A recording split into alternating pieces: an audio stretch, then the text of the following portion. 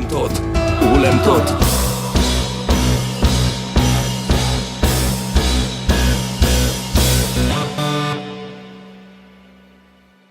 Primer de tot, cal emmarcar aquesta campanya per la necessitat de centrar el debat polític en uns elements, per obrir una sèrie d'elements que qüestionin la falsa creença que aquest procés de l'alliberament del nostre poble ha de passar indestriablement per la Unió Europea, i la Unió Europea entesa com l'Europa del capital, com a l'austeritat, com a més retallades i, en definitiva, amb la fórmula que tots i totes coneixem, que és el capitalisme. Per tant, aquesta campanya parteix d'una radicalitat anticapitalista. D'acord?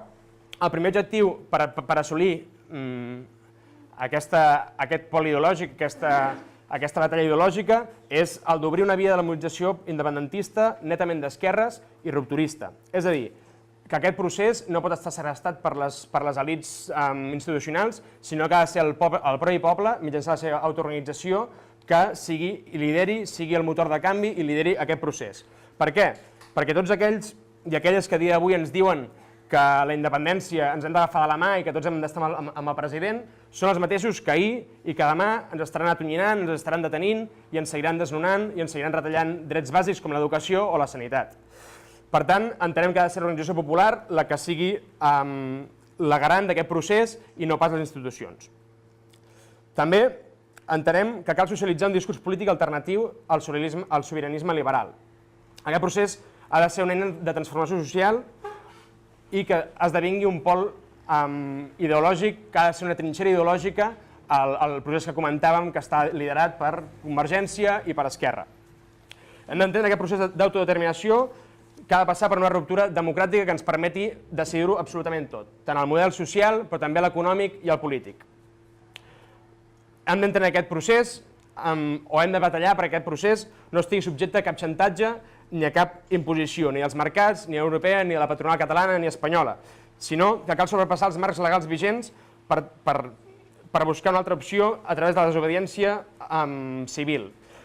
Cal començar a pensar que els acords que es puguin arribar amb l'estat espanyol francès no ens portaran sinó a perdre ja d'inici la batalla. I per tant, hem de començar a plantejar un altre tipus d'independència, un altre tipus de procés que ens porti cap a l'alliberament social i nacional del nostre poble. També cal que fem d'aquest procés un procés d'emancipació, que ha de ser una eina per trencar radicalment amb la disposició continuada que les classes populars ens estan duent contra aquestes elits econòmiques que cada dia, com deia, ens estan retallant tot tipus de drets i, en definitiva, ens estan fent menys vivible aquesta vida. De la mateixa manera que diem que no hi ha autodeterminació sense ruptura democràtica o que no hi ha sobirania plena sense la sobirania econòmica, també hem de dir que no hi ha possible ruptura sense trencar amb les regles del joc des de la base. I aquesta base sabem que està determinada per dos pols, un que és el model productiu capitalista i per l'altre el patriarcat. Per tant, sense una pràctica i una teoria anticapitalista i sense una pràctica i una teoria feminista, no hi haurà veritable igualtat, ni hi haurà veritable justícia ni igualtat. Finalment, aquesta campanya el que pretén també és dibuixar una alternativa política conseqüent que vertebri i contempli el conjunt dels països catalans. Aquests països catalans no han de ser no han de situar només els països catalans com una realitat històrica, cultural o lingüística, sinó que han de situar els països catalans com un subjecte polític que sigui capaç de vertebrar un país cohesionat i combatiu, que entengui que aquells drets o aquelles lluites nacionals han d'anar, sens dubte, sempre acompanyades de les lluites socials i laborals. No cal anar més lluny, a dia d'avui tenim un exemple, avui fa 15 dies, 3 setmanes, 15 dies laborables d'una vaga històrica, 15 dies d'una vaga indefinida històrica a les Illes, una vaga indefinida de 15 dies que en defensa dels drets socials, nacionals i laborals de les classes treballadores i populars d'aquest país. Bé, en tot cas, resumint, vindria a ser això: mobilització popular, sobirania econòmica, feminisme, democràcia radical i països catalans. Són el que plantegem des d'aquesta campanya i que pretén tenir un punt àlgid aquest 19 d'octubre amb la manifestació a les 6 de la tarda a Plaça Universitat de Barcelona, que sigui com el tret de sortida d'aquesta campanya per començar a fer aquesta batalla ideològica, aquesta trinxera ideològica contra el procés d'expropiació de les classes, de les elits econòmiques. Bé, jo començaré per una petita anècdota, una petita experiència personal. Jo, per la meva activitat social, política, inclús a vegades per la meva activitat laboral, doncs tinc l'ocasió de viatjar bastant i us he de dir que, en general, jo m'he trobat davant del procés independentista a Catalunya, que certament és un procés en aquests moments molt internacionalitzat, molt conegut arreu, certament.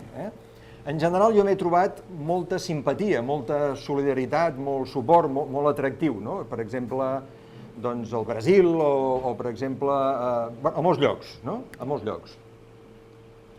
I la reacció de gent lligada a moviments socials, a sindicats, ONGs, a l'esquerra d'aquests països, etc., en general és, home, ja ho celebrarem si sou independents, no? A més, ja us podeu imaginar que el fet que ens fem independents d'Espanya, per exemple, a Amèrica Llatina, bueno, festa major, no?, diguéssim, perquè ganes ja li tenen, el que significa Espanya, la monarquia, etc. No? Per tant, la reacció és, bueno, d'entrada, ens solidaritzem amb vosaltres i si sou independents, doncs felicitats, molt bé, no? A més, si és un procés realment democràtic, això és un avenç de la democràcia a nivell global, que això pugui passar d'alguna manera, no? Per tant, endavant. Diu, ara, ben mirat, si el que passa és només això, entre cometes només, no? Si el que passa és només això, segurament serà molt important per vosaltres, serà un fet que despertarà la nostra solidaritat i simpatia i suport, però mirat a escala global, a escala planetària al segle XXI, potser no és gaire important això, no? Un estat més, a nivell internacional, a nivell global, en aquests moments, des d'un punt de vista d'humanitat, des d'un punt de vista planetari, probablement no aporta gaire, no? En canvi, per nosaltres, per la gent d'esquerres d'Amèrica Llatina, per la gent dels moviments amerindis, per la gent del Brasil o per la gent d'altres indrets del món, pels kurds, etc. Si vosaltres feu un procés d'independència nacional que sigui d'una radicalitat democràtica exemplar, això per una banda, però per una altra feu néixer un país nou, una societat nova, amb nous valors, amb un projecte polític i social i econòmic emancipador, aleshores sí que sereu una bona notícia, una gran notícia per tothom, per tota la humanitat, perquè el món, el planeta, en el segle XXI, en la crisi global que estem vivint, necessita experiències revolucionàries, experiències de canvi, de transformació, com la que vosaltres podíeu ser en el vostre procés d'independència. Bé, quan els escolto, m'identifico absolutament i penso, tant de bo, tant de bo sigui així. I em poso en el seu lloc i els hi dono absolutament la raó, que neixi un estat més, vist a escala global, a més són molt petits, el nostre pes específic en el món és insignificant, per més que a vegades el nacionalisme ens faci pensar que el que passa aquí és el malic del món i el més important de la humanitat. Doncs no, és a dir, a escala planetària, a escala global, el que nosaltres pesem és bastant insignificant, Però aquest petit pes es pot convertir en un gran testimoni i en un gran missatge a nivell global i a nivell internacional si el nostre procés d'independència és un procés emancipador, un procés veritablement alliberador en tots els sentits i un referent moral, ètic, democràtic, social, econòmic, revolucionari arreu del món, amb la que cau a sobre, arreu del planeta. Bé, aquesta és una primera qüestió que vull compartir amb vosaltres i que em sembla que té una relació directa amb el que estem plantejant amb la campanya d'independència per canviar-ho tot.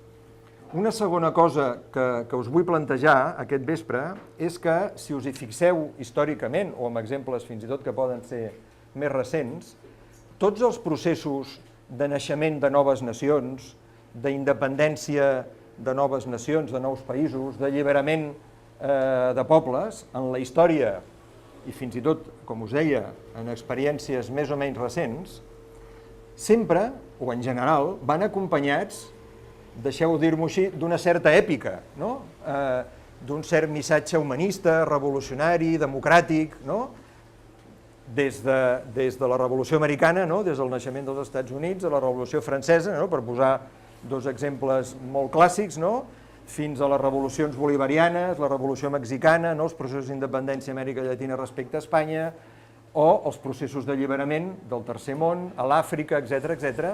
Si us hi fixeu, en general, no?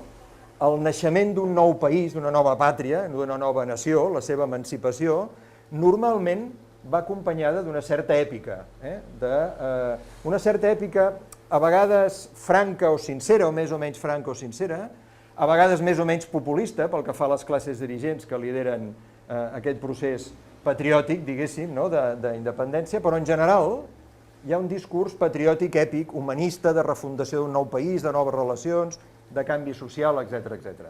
Fins i tot en aquells llocs on ha estat la burgesia, o determinades oligarquies, les que han encapçalat el procés d'independència, s'han permès el luxe de tirar-se a la piscina, camisa blanca descamisada, discurs populista, i per arrossegar, per enfrontar-se a la metròpoli i fer voltar al seu voltant a les masses, diguéssim, un missatge de promesa, que amb la nova nació vindrà la llibertat, la democràcia. Això sovint després no ha estat així. Hi ha hagut una gran traïció de les elits, de les classes dirigents, de la burgesia, de les oligarquies, que un cop han aconseguit la independència han traït el poble i han reproduït en el nou país independent allò contra el que lluitaven de l'antiga metròpoli. Però d'entrada hi ha hagut una èpica. I jo em pregunto per què carai serà que en el procés sobiranista independentista de Catalunya, no sé com vosaltres ho veieu, aquesta èpica és pràcticament inexistent. És pràcticament inexistent. Com a molt de tant en tant diuen, és que tindrem més calés i aleshores podrem sostenir l'estat del benestar que hem tingut fins ara. O potser podrem, com que tindrem més diners, potser podrem recuperar-nos una mica dels efectes de les retallades que fins ara no hem tingut més remei que fer. Però fixeu-vos que no hi ha èpica, no hi ha un missatge per part de les elits i de la classe dirigent d'esperança que amb la independència construirem una nova societat, un nou país. I probablement, després en parlarem, probablement és perquè ja saben el que es fan, és a dir, perquè per les actuals elits catalanes, per l'actual classe dirigent catalana, per la classe governant catalana, per les oligarquies catalanes, o més ben dit, per la part d'aquestes que avui per avui mantenen posicions sobiranistes o independentistes, probablement la independència precisament és perquè no canviï res, o perquè no canviï gairebé res. Precisament per això és un cas una mica excepcional de patriotisme, que no va acompanyat d'una certa èpica revolucionària per part de la burgesia de les classes dirigents. Després parlarem una mica d'això. Bé, una tercera cosa que també vull plantejar i que es pot deduir una mica de la segona és que, precisament, si mirem aquests processos d'alliberament, d'emancipació, d'independència que podem trobar en altres exemples històrics o en altres llocs del món, precisament, en tots ells, en la seva majoria, el que trobem és una forta integració del discurs i de la proposta i de la lluita d'alliberament nacional i del discurs i la proposta d'alliberament social. Això normalment va junt, o de la lluita per assolir una major democratització del país o de la societat, etc. Això normalment ha anat sempre junt i va junt. No cal dir-ho en aquests processos d'independència que han estat liderats o encapçalats per la classe obrera, per partits d'esquerres o moviments d'esquerres. Però en general trobem que en aquests processos d'independència o d'emancipació el que en dirien el discurs nacional i el discurs social van junts. Certament, perquè a més això és el que més suma, és a dir, la transversalitat, la veritable transversalitat, per utilitzar un terme que a mi em fa bastanta ràbia, però que s'utilitza habitualment en el camp sobiranista, la transversalitat precisament,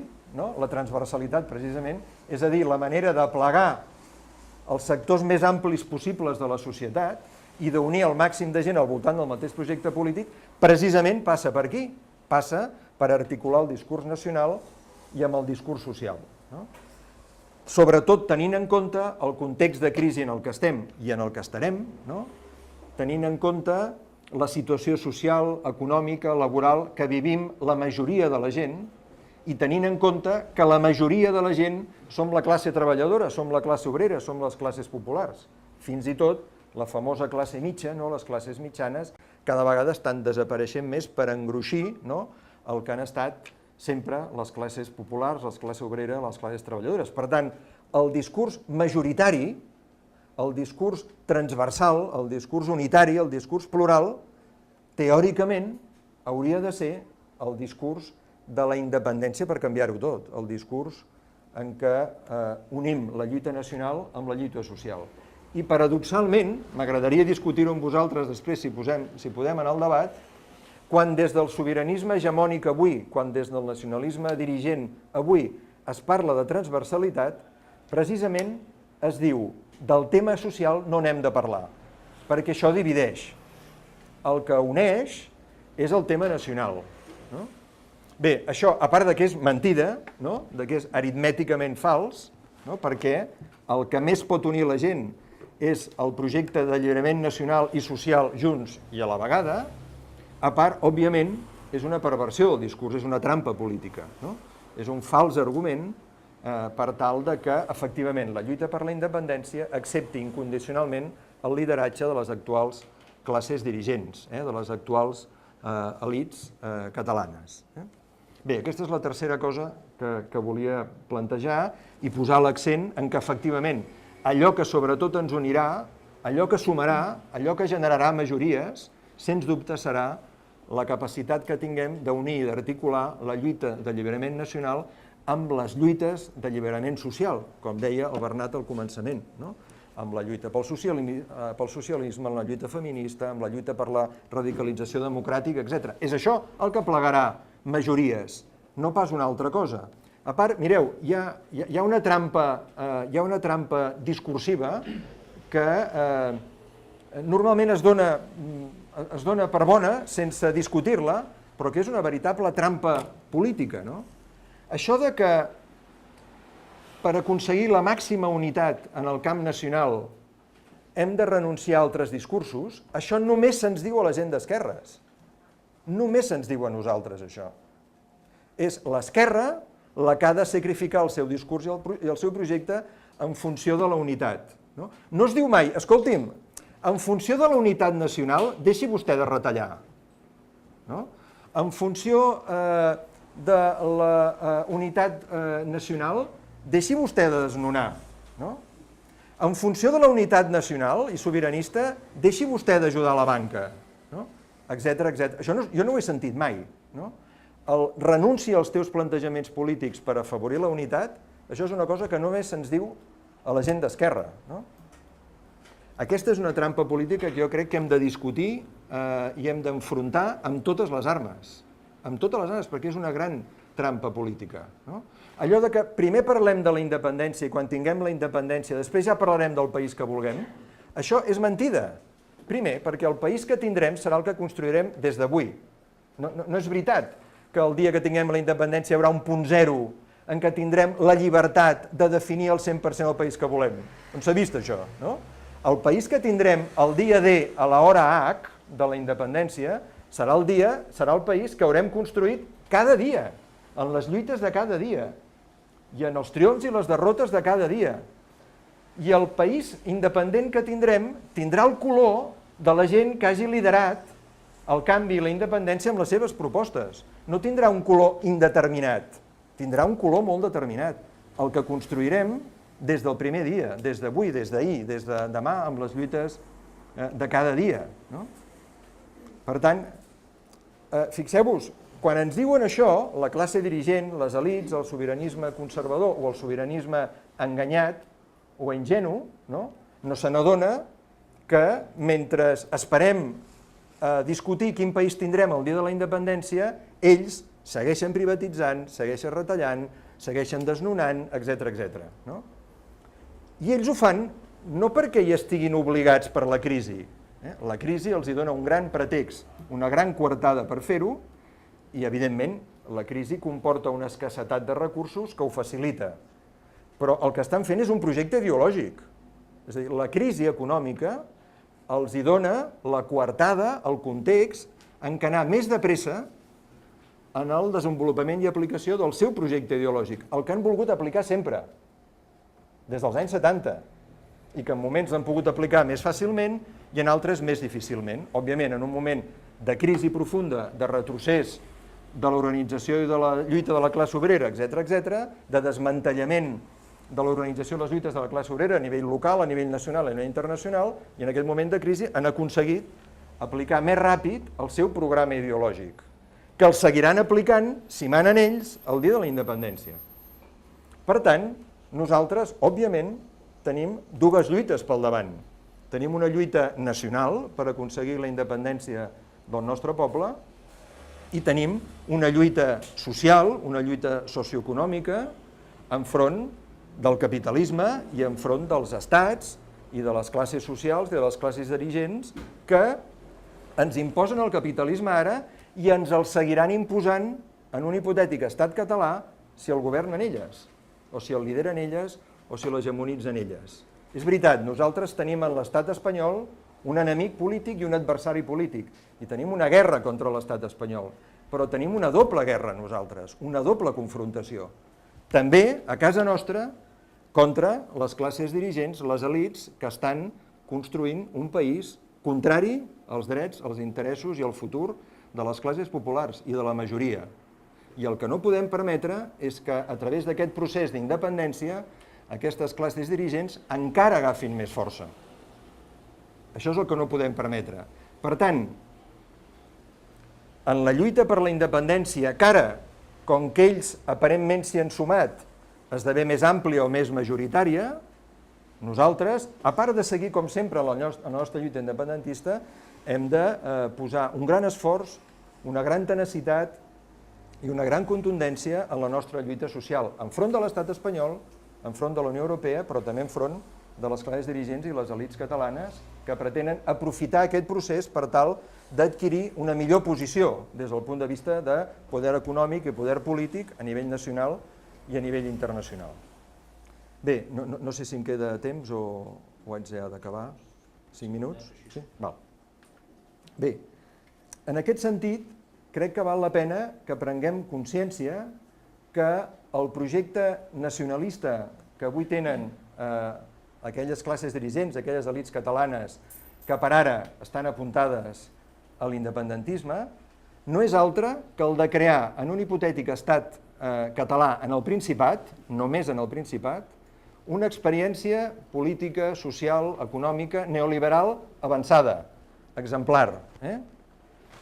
Les classes dirigents, les elits catalanes, polítiques, econòmiques, financeres, en aquest sentit són més modernes que les espanyoles, per això la casta espanyola els hi fa nosa, diguéssim, és un llastre pel seu projecte que dintre del capitalisme és més avançat, és a dir, dintre de la lògica capitalista, les elits catalanes són més avançades, diguéssim, més, entre cometes, modernes, si voleu, que les espanyoles. Per això les espanyoles els hi fan nosa.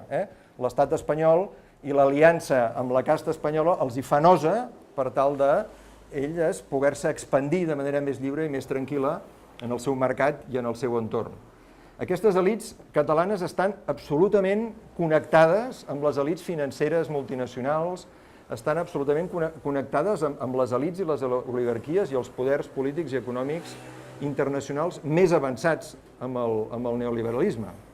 No en va, en aquest entorn nacionalista, sovint sense parlar, el nostre projecte és crear a Catalunya l'Israel occidental, no en va sense parlar no hi ha cap problema amb l'estat espanyol perquè al final guanyarem la batalla gràcies al suport d'Israel, als Estats Units o Alemanya, etc. És a dir, el que es pretén és alliberar de l'antigor de l'estat espanyol, del jou de l'estat espanyol, aquest territori del Principat, per tal que les seves elits tinguin més marge de maniobra per posicionar-se en el seu projecte de classe, en el seu projecte social, polític i econòmic, en el nou escenari i en la reorganització de poders polítics i econòmics que ha creat la globalització.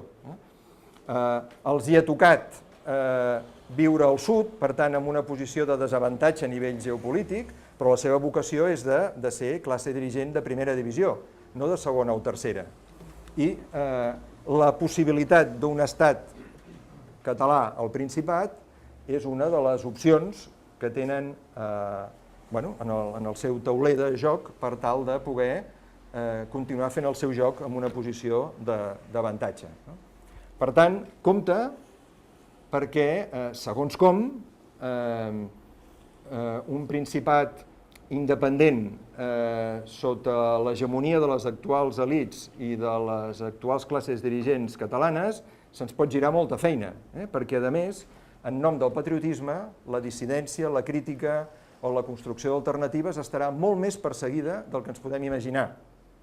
En nom del patriotisme i en nom del nacionalisme hi haurà una èpica populista, però no precisament de revolució social, sinó de reafirmació de valors liberals, capitalistes, ultraconservadors, etc., dels quals ningú podrà sortir de la foto, perquè això significarà el progrés i significarà l'avenç, etc. Per tant, més val que espavilem i que en la nostra lluita per la independència procurem avançar posicions també en la lluita social i poder ser un contrapoder, una contrahegemonia, de manera que en el procés de la independència i el dia de la independència estem en condicions de disputar el poder, de confrontar-lo, de disputar-lo i de guanyar l'hegemonia per poder construir el nostre projecte, que és ben diferent. I només per acabar, plantejar que efectivament, com deia el Bernat a l'acabar la seva intervenció, i conseqüentment amb tot el que us estava jo dient, òbviament, avui per avui, disposar d'un estat i prou, realment pot portar com a conseqüència tenir molt poca independència, molt poca sobirania real dintre de la Unió Europea i dintre del món capitalista. És a dir, en aquests moments, tenir o no tenir un estat de debò que no és un factor tan determinant com se'ns vol explicar, des del punt de vista de sobirania i d'independència real, és a dir, de capacitat democràtica de decidir de la societat i del poble d'un país, que és el que vol fer amb la seva vida, amb els seus recursos i amb el seu projecte social i polític i cultural. Realment el marge de sobirania és molt petit en el marc capitalista i en el marc de la Unió Europea. Per tant, òbviament, el procés d'independència no és real i no és veritable si no t'alliberes, si no et treus de sobre les dependències, les obligacions, els lligams i els jous que t'imposen les institucions del capitalisme, que t'imposen els mercats, que t'imposa la Unió Europea, etc. Per tant, el problema no és només emancipar-se de l'estat espanyol. El problema no és només la confrontació contrahegemònica amb les classes dirigents catalanes, sinó que el problema i el repte també és alliberar-nos de la dependència, de la subjugació, de la submissió a les institucions polítiques i econòmiques que actualment organitzen i governen el món capitalista, entre elles la Unió Europea, que d'altra banda està, i amb això acabo, en el pitjor dels moments de la seva història. Ja té gràcia que des del Parlament o des del senyor Rigol se'ns digui que el tema de la Unió Europea és una línia vermella intocable. L'entitat de la que soc membre, el Ciemen, a proposta de la CUP, és una de les entitats que participa del Pacte Nacional pel Dret a Decidir. S'ha presentat un manifest per part del senyor Rigol, figura un cop consultat tothom, des del nostre punt de vista inacceptable, intolerable. Ara, per mi també és un termòmetre de com està el país. Crec que les dues úniques organitzacions, una política i l'altra cívica, que no signarem seran la CUP i la meva entitat, el Ciemen, la resta signarà tothom. Nosaltres vam plantejar una sèrie de crítiques i d'alternatives i d'esmenes a aquest manifest. Una era la dels països catalans. Vam plantejar, escolti'm, aquí s'està plantejant que això s'ha de fer amb la legalitat espanyola.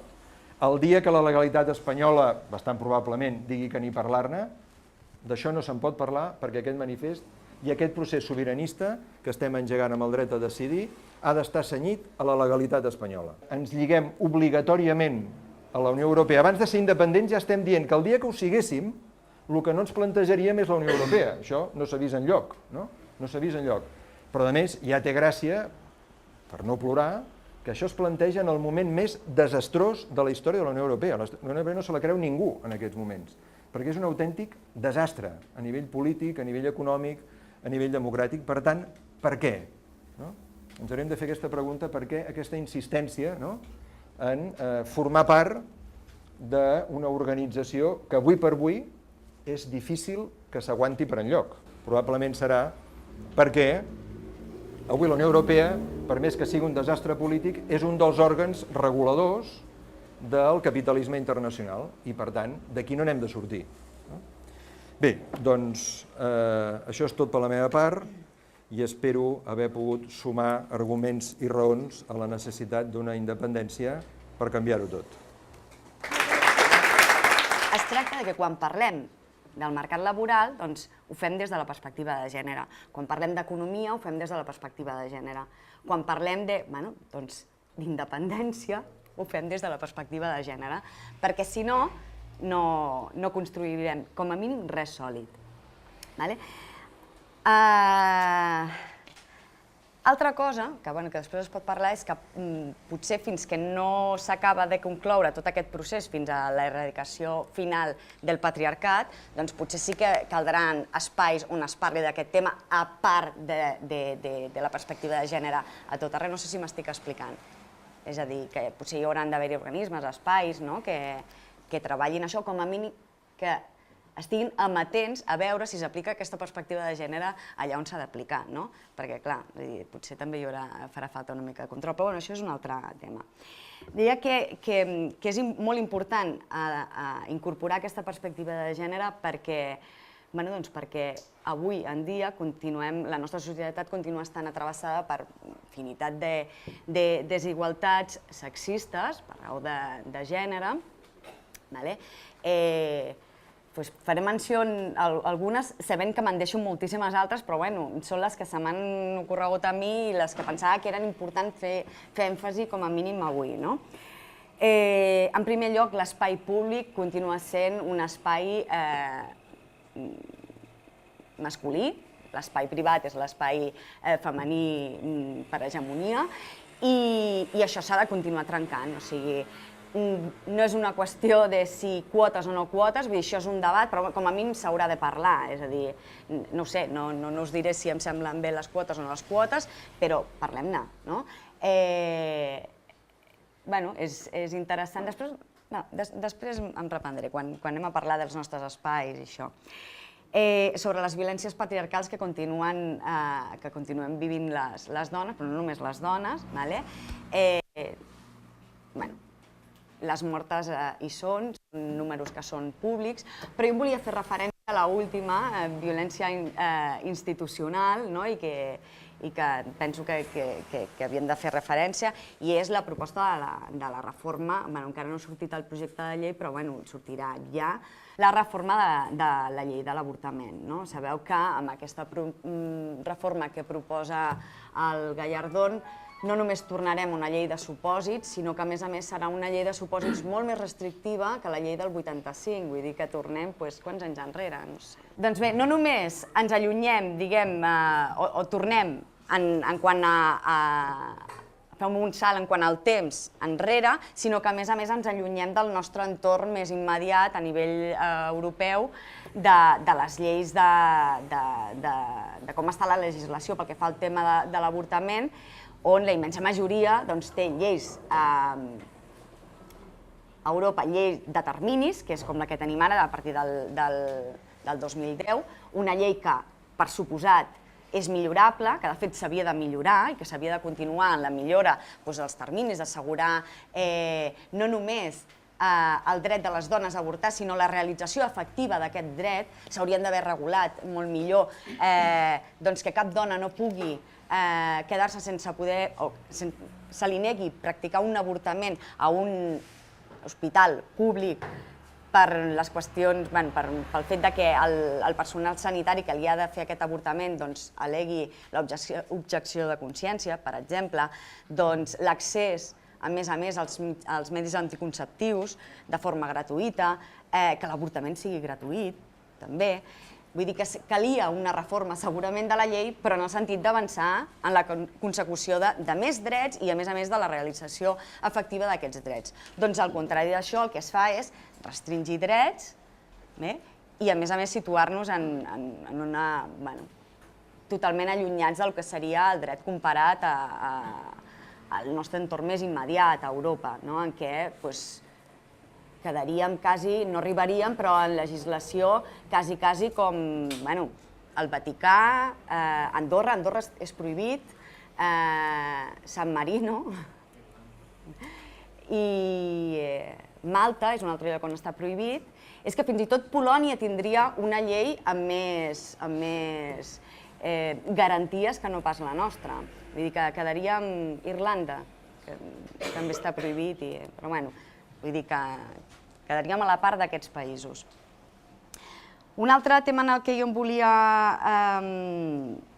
del que volia parlar és el tema, per exemple, el tema de les lleis no és només una qüestió ja de que es facin lleis discriminatòries o no, o sigui, és una qüestió de que les lleis, per molt que es revesteixin de caràcter de neutralitat o que les normes revesteixin un caràcter neutral, en realitat han estat fetes des d'una perspectiva androcèntrica. Què vol dir? Doncs que es pren allò masculí com a universal. Per tant, per moltes dones, moltes lleis que avui són neutres, perquè des de la consecució de la igualtat formal en els ordenaments jurídics com el nostre, doncs, clar, s'han prohibit determinades lleis. No es pot dir, doncs tu, com que ets dona, cobraràs menys, no?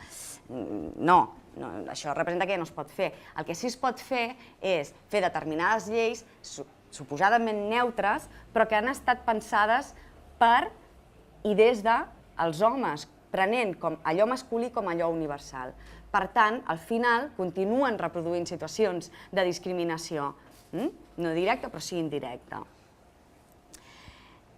Un altre aspecte en el que em volia referir era el tema també, perquè és importantíssim a l'hora de parlar també de com sortirem i quines propostes farem en aquest context en què és tan important, saps? Perquè podem estar en un moment, agafant el tema aquest que comentaves, l'esperit aquest èpic, doncs sí, és un moment en què ens ho podem plantejar tot, no? Per què no? Doncs mira, demanem allò impossible, no? Doncs una altra cosa és el tema de la lectura de l'impacte de la crisi des d'una perspectiva de gènere, com està afectant la crisi a les dones, que la pobresa té nom de dona, això és una cosa que no ve d'ara, de la crisi, no? O sigui, les dones són les que realitzen la major part del treball mundial, però en canvi són les que reben una petita part de les ganàncies del treball productiu, perquè, entre altres coses, perquè el treball que realitzen les dones sol ser reproductiu, sol ser aquell treball que no passa pel mercat i, per tant, que s'entén que no existeix, no és un treball, a més, important, no fa augmentar el PIB. O sigui, el sistema capitalista se sosté gràcies a aquest treball, no podria existir. No podria existir aquests anomenats estats del benestar sense aquest treball femení, però no s'entén, o sigui, no entén que aquest treball sigui reproductiu, no fa augmentar el PIB, no és important. I, evidentment, el temps que s'utilitza en aquest treball, com que el temps, que és una construcció social, evidentment, i a més, existeixen diferents temps, no? I aquests temps, a part de ser diferents, també són jeràrquicament diferents. El temps principal i hegemònic en el nostre sistema és el temps de treball productiu, i sobre aquest temps és com s'organitza la resta dels altres temps. Doncs el temps utilitzat pel treball de les dones no importa, no es veu, no és visible, ens és igual. Deia que l'impacte de la crisi cap a les dones era superior al dels homes perquè ja veníem d'una situació molt complicada abans. Les taxes d'atur són superiors a les dones, malgrat que s'ha anat parlant de que l'atur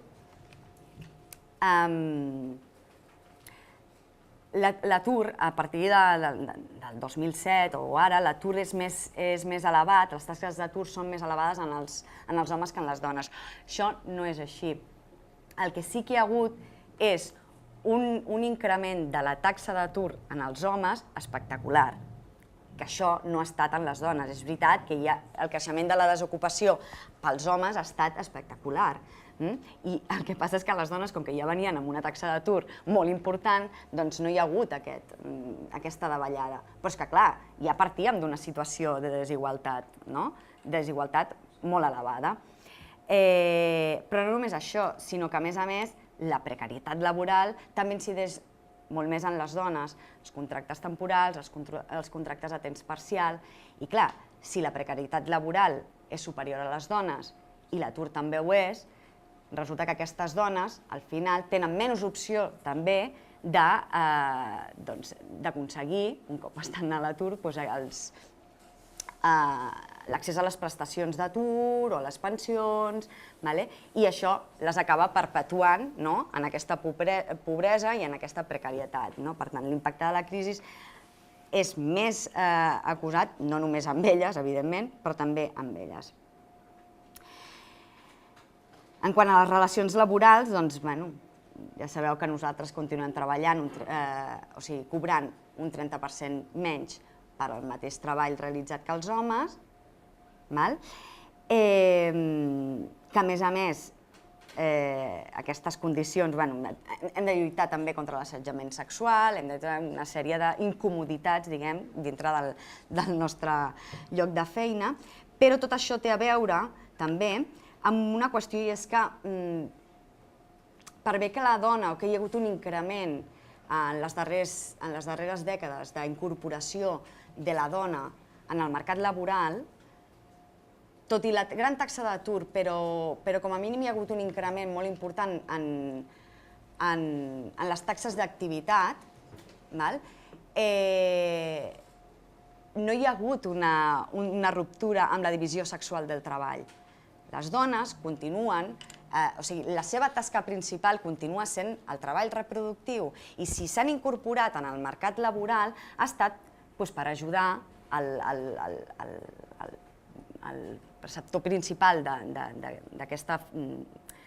És el model de l'home guanyapà, en anglès. Breadwinner. Sí, molt bé, breadwinner. Male breadwinner. Doncs la qüestió és que si no es fa trontollar la relació que s'estableix entre la divisió sexual del treball, doncs al final l'únic que fan és les dones, si ara em va bé, que s'incorporin al mercat laboral, però si no em va bé, doncs és igual, les taxes d'ocupació d'atur d'un 30% en les dones doncs ja havien estat així anteriorment. No preocupen a ningú, preocupa quan aquesta taxa d'atur està en els homes. Aquí sí que és la... I certament és molt preocupant, no dic que no, és molt preocupant, però clar, ningú s'havia estirat dels cabells perquè existissin aquestes taxes d'atur abans de la crisi, durant la crisi, en el cas de les dones.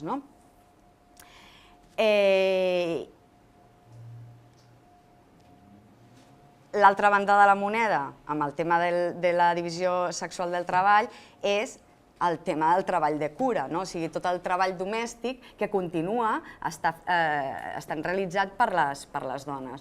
I això, que evidentment és una qüestió, diguem-ne, de jeta per part dels homes, que continuen, però és que les dades són esfereïdores, vull dir, és una cosa que diríem, que a aquestes alçades haguem d'estar parlant d'això, doncs sí, estem parlant d'això.